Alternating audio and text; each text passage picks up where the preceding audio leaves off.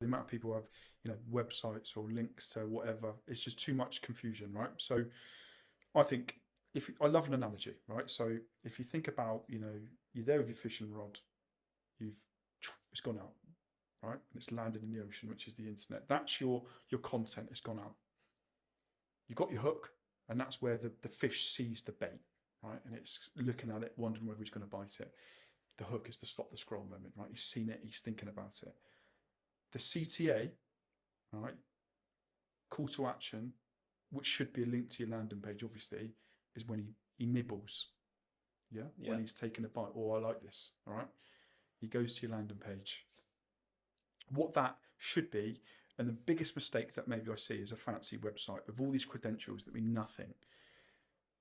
You click on the landing page and you're hit straight away with a VSL, right? Doesn't need to be more than 30 seconds because, as we know, even from creating the content that we do and helping others to create, it takes 0.3 seconds to create a reaction. Is a VSL on a landing page or a website, or even using video on your content, is that the greatest way to stop the scroll, to get them to bite? Not just nibble, not just look, to bite. I think the people watching this will already know the answer. They'll probably watch this because they've seen our VSL or our clips on at some point on Instagram, whatever it is. Even if we've DM'd them it just makes a massive difference hearing a voice and seeing a face, especially when people are like doing so much writing with AI and that kind of thing. It makes a big difference. And just being really to the point as well, so it doesn't have to be long. Really to the point. It's going to make a big difference. Yeah. And Absolutely. I think visual content is the future for sure. People want to see you and they want to hear your voice and they want to see you speak, especially before sales calls. That makes a big difference as well because they kind of feel like they've already talked to you and they already trust you. So yeah, why wouldn't you do a VSL? It takes 30 seconds. Absolutely. It's better than repeating yourself to loads of different people and telling them too much and they're like, oh, I can't really be bothered. You just send it, bosh, they're in. Simple.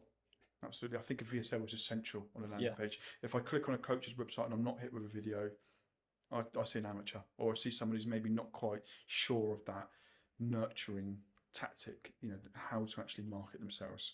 0.3 seconds to lock in, to get them to click that link below, to give your email address or a calendar link to book onto a call. Yeah, vitally important. It's really interesting what you said about video content.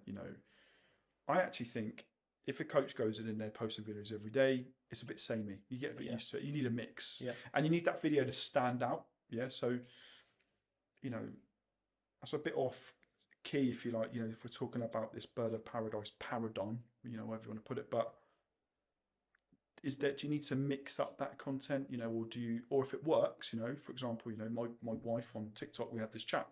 Yeah, she worked out that if she has herself at the start of the video, she gets more followers, more people watch all the way through. It works. She'll do that for every single one of her videos and she'll post that every day. Is that a good rule of thumb? Or as a coach, do you think maybe it's just got to be like mixed up? Because that's guru talk, isn't it? Put your face in it.